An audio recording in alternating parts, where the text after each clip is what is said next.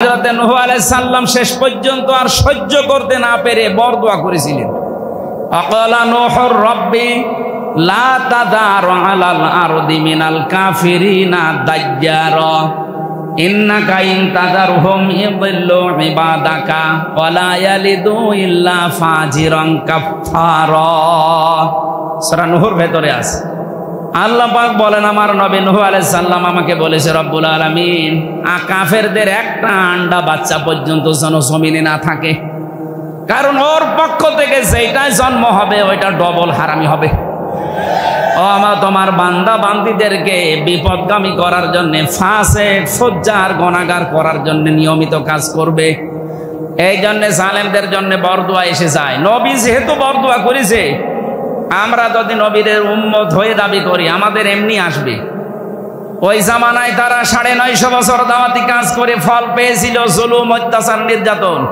কোরআনের পাখি 50 বছর কোরআনের খাদেম হওয়ার পরও ফল পেয়েছে জেল, জরিমানা আর ফাঁসির হুকুম। আমরা এই দেশে এখন দেখতে পাচ্ছি কোরআনের উপরে যারা চলে এই মানুষগুলো এখন বাতিলের টার্গেট। যেহেতু জালেম আর বাতিল এখন অধিকাংশই নেই, অল্প কিছু যারা আছে এরা যেন পাল্টায়। ছাত্র আন্দোলনের 9 দফার ভেতরে একটা দফা ছিল যে আমরা সংস্কার চাই। কথা বলছে না কেন? সংস্কার যখন আরম্ভ হয়েই গেছে, আমরা চাই 1628টা চেয়ারে এই দেশের মেন দায়িত্ব পালন করতো যারা, যিনি পালিয়েছে ওনার চেয়ার সহ, এই উপজেলার চেয়ারম্যান সহ 1628টা চেয়ার আপনি গণনা করেন, পেয়ে যাবেন। যেহেতু একজন পালিয়ে গেছে, বাকি এখনো 1627টা চেয়ার বাকি আছে। কথা বলছে না কেন? ডক্টর মোহাম্মদ ইউনূস আসার পর থেকে এই পরিবর্তন এবং সংস্কার হতে আরম্ভ হয়েছে। 100 জনের প্রায় 65 জন অলরেডি পাল্টিয়ে গেছে। এখনো জালেমদের ওই 5 গোলাম এবং দোসররা মিলিয়ে আছে 35 জন। আমরা চাই এই সিস্টেম যেন না থাকে। 1628টা চেয়ারই হবে মাজলুমদের দখলে। কোন জালেম এ দেশে আর চেয়ারে বসতে পারবে না। এই কথা বলেন না কেন? এ দাবির সাথে আছেন না আপনারা? এটা রেকর্ড হচ্ছে, দেখিয়ে দেন তো বাংলাদেশকে। লিল্লাহে তাকবীর।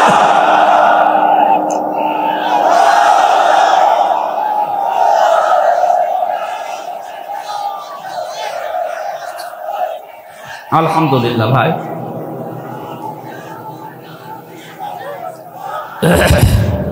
যতদিন পর্যন্ত এই বাকি 35টা চেয়ারে যারা আছে এরা না পাল্টাবে, বিশেষ করে চপ্পু সাহেব সহ, এই ষড়যন্ত্র থামবে না। উনি বাইরে যে শুধু চা খাচ্ছে আর ডিম খাচ্ছে তা না, চেষ্টা চালিয়ে যাচ্ছে। এই 3-4 দিন ধরে ছড়াচ্ছে, দেখছেন না সারা বিশ্বের বিভিন্ন মোড়লদের কাছে যে আমি নির্বাচিত ছিলাম, আমাকে উৎখাত করা হয়েছে। ডাহা মিথ্যা কথা। আপনি নির্বাচিত ছিলে কে? কে বলেছে? কোন শয়তানও বিশ্বাস করবে? নিয়ে আসেন, কোন শয়তান নিয়ে আসবেন জিজ্ঞাসা করেন। কোন শয়তান বলবে যে না ও কি যে নির্বাচিত, তো জোর করেছিল। এই জন্য বিদায় নেওয়ার পরে একটা মানুষকেও আমি আহ করতে দেখছি না, সবাই বলছে আলহামদুলিল্লাহ। ফামা বাকাতা আলাইহিমুস সামাউ ওয়াল আরদু ওয়া মা কানু মুনজারিন। সূরা দোখানের ভেতরে 29 নম্বর আয়াত। আল্লাহ বলেন, জালেমের পতন যখন হয় আসমান আর জমিনে কেউ করে না, কান্নাও করে না, সবাই একটা আওয়াজ দেয় যে আলহামদুলিল্লাহ। আন্তর্জাতিক অপরাধ ট্রাইব্যুনাল বানিয়ে, যদিও এটা আন্তর্জাতিক মানের না, তারপরও বানিয়ে প্রসিকিউটর যারা ছিল, একটা লোক মারা গিয়েছিল আমি যখন রিমান্ডে ছিলাম তার কিছুদিন আগে। কি নাম ছিল যেন?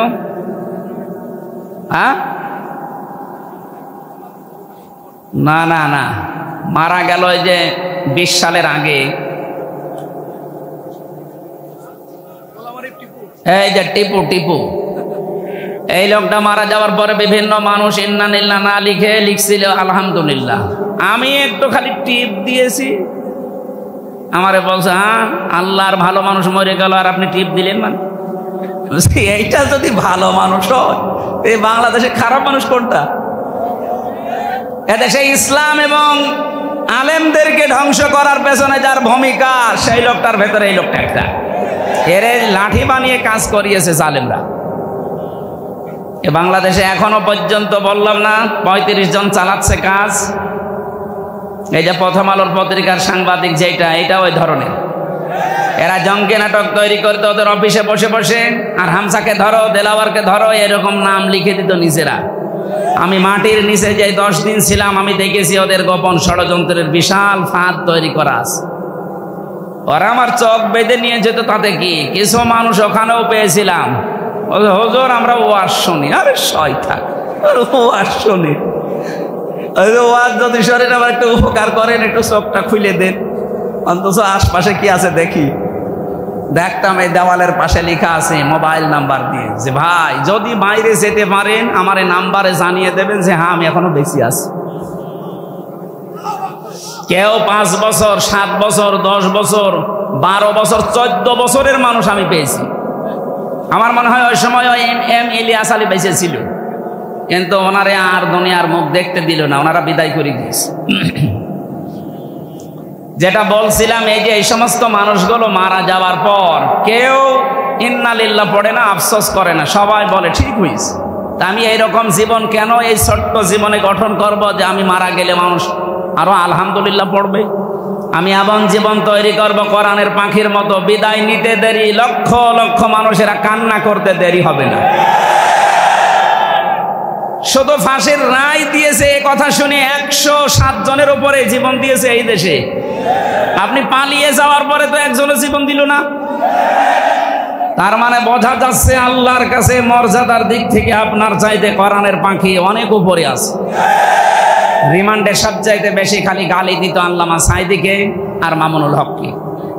এদের নাম ধরে, বাবার নাম ধরে মা মাতাল তুলে এমন গালি দিত, আর মোবাইলের ভেতরে যুবতী মেয়েদের কণ্ঠ নিয়ে আল্লামা সাইদের কণ্ঠ লাগিয়ে আমারে শোনাতো, দেখ স্বামী স্ত্রী যে কথা বলে ওই রকম কথা উল্টা পাল্টা।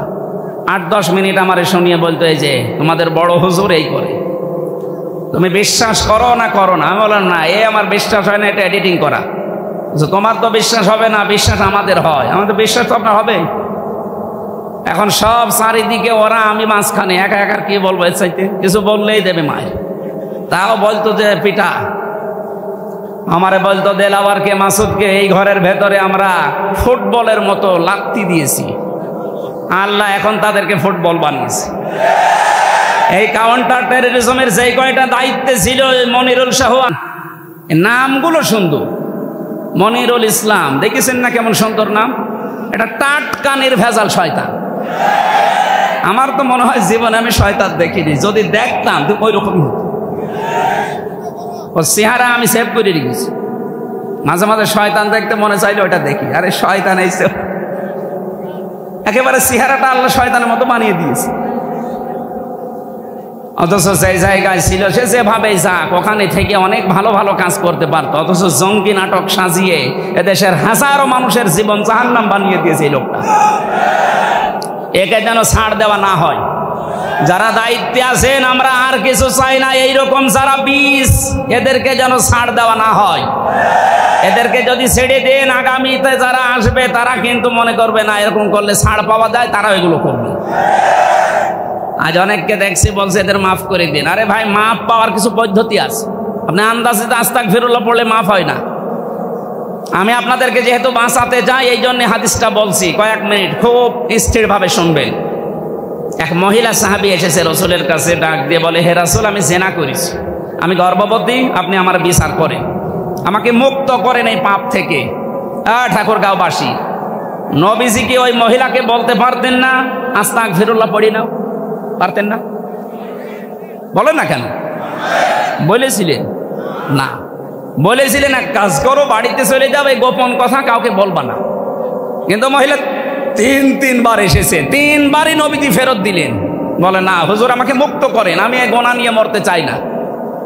আজ যারা বলে যে আস্তাগফিরুল্লাহ পড়ে দিলে পেছনের অপরাধ মাফ হয়ে যায়, কে বলেছে আপনাকে? ওটা মাফ হয় শুধু হক্কুল্লাহ, আল্লাহরটা, হক্কুল ইবাদ মাফ হয় না। এটা মাফ করার জন্য অপরাধ যার কাছে, স্বীকার করা লাগবে তার কাছে। আমারে 3টা বছর ফাঁসির কন্টেন্ট ছেলে রেখে দিয়েছিলেন, আগে আমার কাছে মাপ চাবেন। এ লোকটারে 4 বছর রেখে দিয়েছিলেন, পৃথিবীর ইতিহাস পাল্টিয়ে দিয়েছেন, 54 দিন রিমান্ডে নিয়েছে। আগে ওনার কাছে এসে মাপ চাবে, উনি যদি বলে ঠিক আছে তারপরে মাফ হবে। আর একটা পদ্ধতি আছে, এই বললাম যে গুরুত্বপূর্ণ কিছু সময় একটু কথা বন্ধ করেন। ঠাকুরগাঁওবাসী সাহাবী ডাক দিয়ে বলে, হে রাসূল, আপনি তাড়াতাড়ি আমার বিচার করে আমাকে মুক্ত করে দেন। নবীজি বললেন, ঠিক আছে যাও, এই বাচ্চাটা যখন খালাস হবে, ডেলিভারি হবে, তখন আসবা। ঠিক এসেছে। বিশ্বনবী আবার বললেন, না, এখনই বিচার করা যাবে না, এই বাচ্চাটার 2 বছর দুধ খাওয়ার অধিকার আছে। 2 বছর পরে যখন শক্ত খাবার খাওয়া শিখবে তখন নিয়ে আসবে, যাও, এর ভেতরে তোমার কোনো বিচার নেই। মেয়েটা 2 বছর পরে বাচ্চাটা নিয়ে এসেছে, রাসূল তাড়াতাড়ি বিচার করেন। বিশ্বনবী বললেন, ঠিক আছে, এই বাচ্চাটাকে এক সাহাবীর আন্ডারে দিয়ে দাও। মহিলা যারা ছিল তাদেরকে বললেন, এই মেয়েটাকে মাটির ভেতরে গেড়ে ফেলো, উপর থেকে পাথর চালাও। উপর থেকে চারিদিক থেকে যখন পাথর জ্বলছিল, হযরতে খালিদ ইবনে ওলীদ বলেন, এত জোরে একটা পাথর নিক্ষেপ করলাম, এটা ফিনকি দিয়ে রক্ত আমার শরীরেই পড়েছে। ভৎসনা দিলাম, এই মহিলাকে বরদোয়া দিলাম। নবীজির কানে যাবার পরে বিশ্বনবী বললেন, খালিদ থামো, এই মেয়েটার তাওবা, অনুশোচনা এবং এই বিচারটা আল্লাহ এত বেশি পছন্দ করেছে, দুনিয়ায় যদি কোনো জালেম এইভাবে তাওবা করে, আল্লাহ তারেও মাফ করে দেবেন। কি বুঝলেন এই হাদিস থেকে?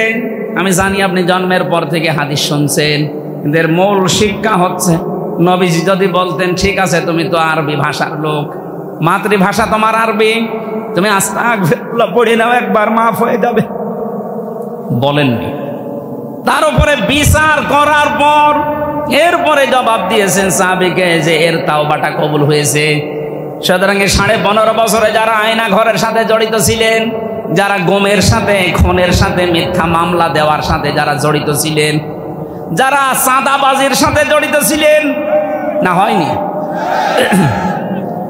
যারা মানুষকে বিপদে ফেলার সাথে জড়িত ছিলেন, 15.5 বছর যারা অনেককে ঘরে ঘুমাতে দেননি, এই অপরাধের সাথে যারা অপরাধী, তারা শুধু আস্তাগফিরুল্লাহ পড়লে এখন আর হবে না, তাদের এই গুনাহ মাফ করার জন্য ওই শাস্তি তাদের নেওয়া লাগবে।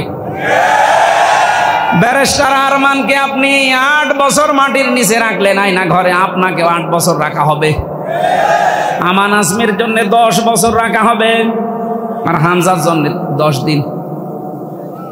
8 বছর 10 বছর কত হয়? আর 10 দিন, 18 বছর 10 দিন আগে থাকবেন, এরপরে আপনি এই দেশে আসবেন চট করে। আপনি যে চট করে আসবেন, আপনি তো শোধ হবে তারপরে তো। তা আমরা তো চাই আপনাকে বাঁচাতে।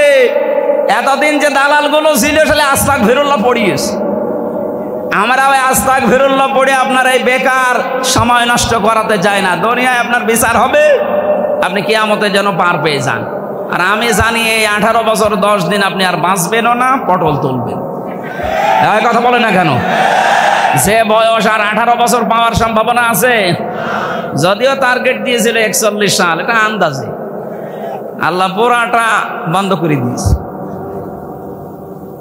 আমি যেটা শিক্ষা দেওয়ার জন্য এ পর্যন্ত এসেছিলাম, মনে আছে আপনাদের? আল্লাহ রাব্বুল আলামিন কোরআনে কারিমের তাফসীর মাহফিলে যাদেরকে নিয়ে এসেছেন, জবান ছেড়ে যে নিয়ামতটা পেলাম, এই যে মুক্তভাবে কথা বলার, খালাকাল ইনসান আল্লামাহুল বায়ান, আল্লাহ বলেন মানুষ আমি বানিয়েছি আর কথা বলা আমি শিখিয়েছি। এই আল্লামাহুল বায়ানের ভেতরে তাফসীরে আছে, এখানে 17টা স্তর আছে, 27টা স্তরে ধাক্কা লাগে, এরপর একটা কথা তৈরি হয়। আপনি টের পাচ্ছেন একটা কথা বলতে আল্লাহ কত সাহায্য করছে ফেরেশতাদেরকে দিয়ে আপনাকে। আর হাদিসের ভাষায় পড়েছি, এই 27টা স্তরে এক একজন ফেরেশতা বসে আছে, একজন আরেকজনের কাছে, একজন আরেকজনের কাছে, এভাবে দিতে দিতে 27 নম্বরে আইসে আমাদের এই মুখের গর্ত দিয়ে কথা বের হয়। সুতরাং এই যোগ্যতা আল্লাহ যাদেরকে দিয়েছেন, কথা বলতে পারেন, জবান খুলে বলেন আলহামদুলিল্লাহ। দরুদ আর সালাম পাঠের মাধ্যমে আজকের তেলাওয়াতকৃত আয়াত আরম্ভ করছি। সূরা আরাফ 11 নম্বর আয়াত থেকে শুরু। এই রুকু থেকে আমরা শুরু করব, যতদূর যাওয়া যায়। এত থাকবেন তো আপনারা? জবান খুলে কোরআনের আয়াত আগে পড়েন। তাফসীর মাহফিল লিখে দিয়েছেন, আমরা তাফসীর আকারে কথা বলবো। আউযু বিল্লাহি মিনাশ শাইতানির রাজীম। বিসমিল্লাহির রহমানির রহিম ওয়ালাকাদ খালাকনাকুম সুম্মা সাওয়ারনাকুম সুম্মা কুলনা লিল মালাইকাতি ইসজুদু লিআদম ইলা আখিরি আয়াত। কোন সূরা বললাম মনে নেই? আমি আজকে দিনের বেলায় ঠাকুরগাঁও মনে হয় কোন জায়গায় ছিলাম, ঝাপড়তলি, ওখানে সূরা আরাফের 157 নম্বর আয়াতটা পড়েছিলাম, কিন্তু বিস্তারিত বলতে পারি না সময় না থাকার কারণে, আর শরীরও কভার করছিল না। দিনের বেলা শরীর ঘেমে যায়, মনে করলাম রাতের বেলা আরম্ভ করব। আমরা সূরা আরাফ থেকেই পড়েছি, তবে আজকের আলোচনাটা নতুন আঙ্গিকে আমরা কোরআনে কারিম থেকে সাজিয়েছি, ওইভাবে বলার চেষ্টা চালাচ্ছি। আল্লাহ যেন তৌফিক দেন, আমিন। আরফ, আরফ শব্দের শাব্দিক অর্থ পরিচিত। আরফ মানে কি? বাংলাদেশে বহু মানুষ এই এলাকায় আছে কিনা জানি না, এরা এই যে মারেফতের কথা বলে না? কিসের মারেফত? এই শব্দটা এসেছে উরফুন থেকে। আরাফা ইয়ারিফু, এই শব্দের বাংলা অর্থ পরিচিত হওয়া, প্রকাশ পাওয়া। আল্লাহ পাক বলেন আলহামদুলিল্লাহিল্লাযী আনসালা আলা আবদিহিল কিতাবা ওয়া লাম ইয়াজআল লাহু ইওয়াজা। সব প্রশংসায় আল্লাহর জন্য, যিনি তার বান্দার প্রতি কিতাব দিয়েছেন, এমন কিতাব দিলেন যে কিতাবে কোনো মারেফতের কথা নেই। ইওয়াজা মানে বক্ষতা, গোপন কথা, চুরি করা কোনো কথা কোরআনে আল্লাহ দেয়নি। যা দিয়েছে সব ওপেন কথা। এই জন্য কোরআনের কাছে যারা আসে আর এটা বুঝতে পারে, তারা আর গোপন থাকতে চায় না, তারা ওপেন হতে চায়। এই লোকটা রিমান্ডে এবং 4 বছর জেল খাটার পরে তো গোপনে চলে যাওয়ার দরকার ছিল। এই কথা বলেন না কেন? আপনি দেখেন, যারা জেল থেকে বের হয়, রিমান্ডে যায়, এই মানুষগুলো আরো গোপনে না, আরো ওপেন হয়। তার মানে কোরআনে কারিম যারা পড়বে, বুঝবে, এদেরকে আপনি যত অত্যাচার করেন গোপনে রাখতে পারবেন না। দিন যত যাবে এরা তত ওপেন হবে। আরে 15.5 বছরের দৃশ্য আমরা উল্টা দেখেছি। কত বড় বড় আলেম বলতো হুজুর গোপনে আসি, এটা শয়তান। গোপনে আসি মানে হযরত ওমর যেদিন মুসলমান হয় ওই দিনই বলেছিলেন, হে রাসূল আপনি অনুমতি দেন আমি একটা মিছিল করব প্রকাশ্যে। তিনি মুসলমান হওয়ার পরে ওপেন হয়। আরে দেশে হাজারো মুসলমান বলে গোপনে আসি, দিনকাল ভালো না। দিনকাল ওই সময় ভালো ছিল? ওই সময় আরো খারাপ ছিল। অত খারাপ দিনকালে যদি তারা গোপন না থেকে ওপেন হতে চায়, এখন আমাদের গোপন হওয়া না ওপেন হওয়া? এমন কোরআন থেকে কথা শুনছি যেখানে গোপন কথা। সুতরাং ফকির ফাকরা, বিভিন্ন জটালা লোক যে দরবারে বসে বসে, কবরস্থানে বসে বলে মারেফতের কথা, ওর মারেফত মানে শুধু মায়ের দেওয়া লাগবে, তাছাড়া কোনো বুদ্ধি নেই। আমার কুষ্টিয়া জেলায় জন্ম নিয়ে আমার ঝামেলা। পৃথিবীর ভেতরে একমাত্র জেলা যেখানে পুলিশ পাহারা দিয়ে গাঁজা খাবো। আমি বিশ্বের বহু জায়গায় গেছি, কোন জায়গায় আমি দেখিনি যে পুলিশ পাহারা দিয়ে গাঁজা খাওয়াচ্ছে। অথচ কুষ্টিয়ার মাজারে যে 3-4 দিন ধরে অনুষ্ঠান চলল, দেখলাম যে পুলিশে পাহারা দিচ্ছে আর ওরা মন মতো গাঁজা খাচ্ছে। এই এলাকার মানুষও যায়, এই ঠাকুরগাঁও, দিনাজপুর, পঞ্চগড়ের মানুষ বউ, ছেলে, মেয়ে, বেটার বউ সব নিয়ে চলে যাচ্ছে। মনে আছে আল্লাহর ওলি ওখানে আছে। কে বলেছে ওটা আল্লাহর ওলি? লালন কোন ধর্মের লোক ও নিজেও বলতে পারিনি। তার মানে কোন ধর্মের অনুসারী ও নিজেও জানে না, ও আল্লাহর ওলি হয় কি করে? এক কথা বলে না কেন? ওর জন্ম ঠিক আছে কিনা আমি তাও জানি না, যেহেতু বিষয়টা গোপন আমি আর কি বলবো। তো ওখানে যে কাজ কারবার গুলো হয় এটা প্রকাশ্য শিরিক। মানুষ ওখানে সেজদা দিচ্ছে, মানুষ ওর কাছে মোনাজাত করছে, এটা হারাম। কবরে সেজদা দেওয়া হারাম, এটা আমার ঘোষণা। লা তাত্তাখিদুল কুবুর মাসাজিদা, কবরকে সেজদার জায়গা বানিও না, এই নির্দেশ রাসূলুল্লাহ। এবং বিশ্ব নবীর নির্দেশকে ডাইভার্ট করে, উপেক্ষা করে ওখানে যে কাজ হচ্ছে, মাজার ভাঙা আরম্ভ হয়েছিল। ওই শয়তানের মাজার ভাঙলো না কেন আমি বুঝতে পারি না। ওটা ভাঙার দরকার ছিল আগে। আপনারা যাবেন না ওই সমস্ত জায়গায় যেখানে মারেফতের কথা বলে আপনাকে মায়ের পথ দেখায়। মারেফত বলে কোরআনে কিছু আছে? কিচ্ছু নেই, সব আছে ওপেন। মারেফত কোনটা? এই যে সালাত এটা শরীয়ত, আর সালাত যে আদায় করে এটা মারিফত। আমি কথা বোঝাতে পারিনি। সালাত সিয়াম এটা হচ্ছে শরীয়ত, আর এইটা কিভাবে আদায় করবেন ওর পদ্ধতিগুলো যিনি আদায় করার নাম, পরিচিত হওয়ার নাম মারিফত। সুতরাং এই সূরা আরাফের ভেতরে 157টা বিষয় আলোচনা করা আছে। আমরা একটা বিষয় আজকে নিচ্ছি।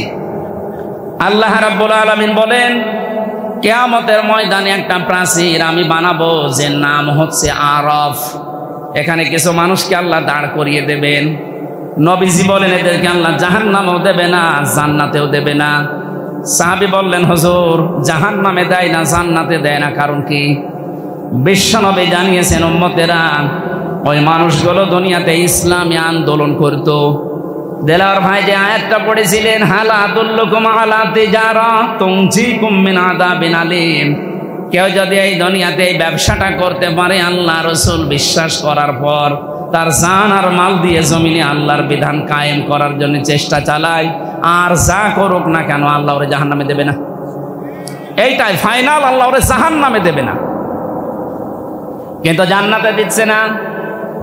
আল্লাহর নবী বলেন ওদেরকে জান্নাতে আল্লাহ দেয় না এই কারণে ওদের সব আচরণ, ব্যবহার, কাজ কারবার ভালো ছিল, কিন্তু পরিবারে ওদের মা বাবার সাথে সম্পর্ক ভালো ছিল না। এরকম মানুষ দেশে নেই? আছে, মানে বহু নামাজির ভেতরে আছে, বহু রোজাদারের ভেতরে আছে, ইসলামী আন্দোলন করে, পীর সাহেবের মুরিদ হয়েছে 40 বছর, তো মা বাবাকে খাবার দেয় না, মা বাবার সাথে সম্পর্ক ভালো না। এটার জন্য শুধুমাত্র ওই স্বামী দায়ী না, ওই সন্তানই দায়ী না। আমি যতটুকু হিসাব নিকাশ করে দেখেছি, এর পেছনে দায়ী ওর বউ, আর ওই বউকে কান পোড়া দেয় ওর বউর মা আর ওর বড় বোন। এই জন্য বড় বোন যারা আছে বিয়ে করবেন না, খুব ঝামেলা। তাই বলে আমারটা না, আমারটা ঠিক আছে।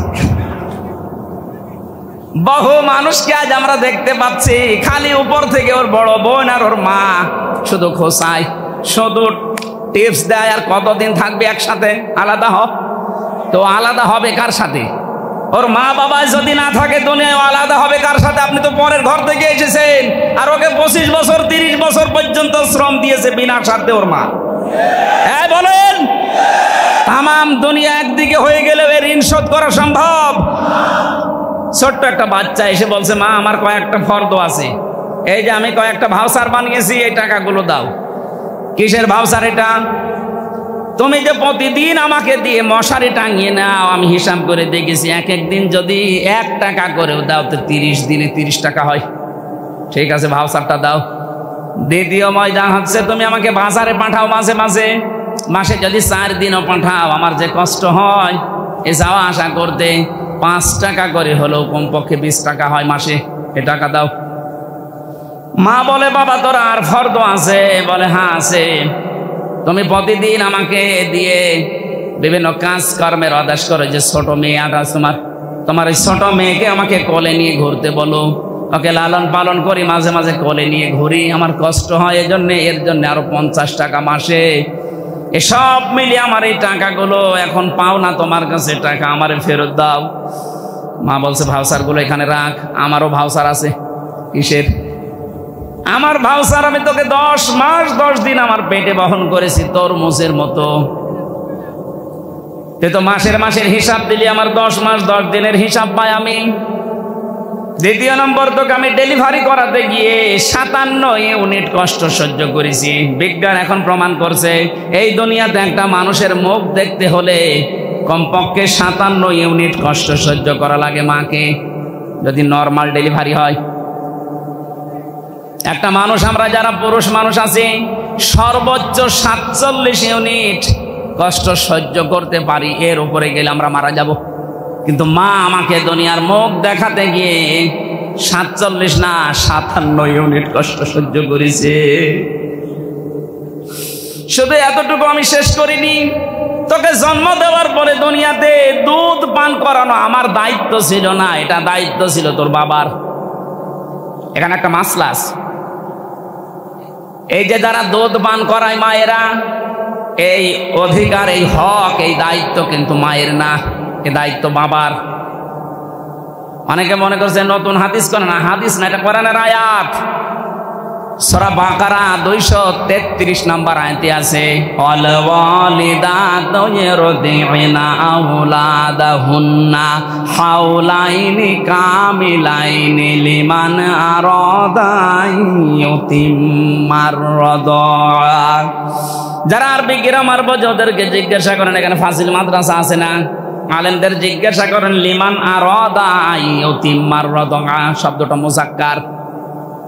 আল্লাহ মুআন্নাস শব্দ দেয়নি, মুযাক্কার পুরুষবাচক শব্দ দিলেন।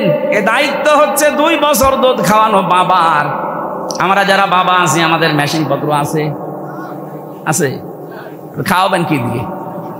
সারা জীবন এখানে নিয়ে রাখলো 1 ফোঁটা দুধ দিতে পারবেন?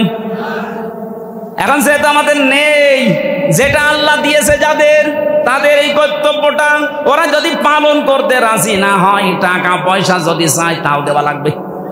এটা আমার মনে হয় মাইকে না বলা ভালো ছিল। তো সাতা এখন শুনে দেখা যাচ্ছে আমারটা এই যে 1 মাস আগে হয়েছে, বলবে আমরা 2 লাখ টাকা দাও, না তো তোমার মেয়ে তুমি না। মাইকে বলে ভুল করে ফেললাম না তো?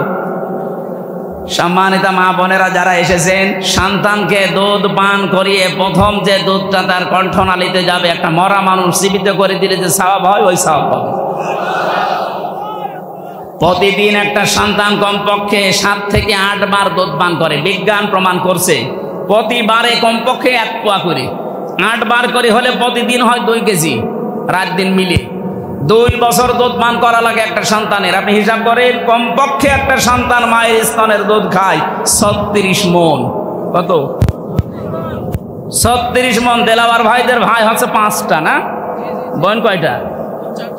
9টা। 36কে 9 দিয়ে গুণ দেন তো। অথচ মায়ের ওজন মাত্র 50 কেজি। কি একটা কুদরতি মেশিন আমাদের মায়ের কাছে আল্লাহ লাগিয়ে দিয়েছে।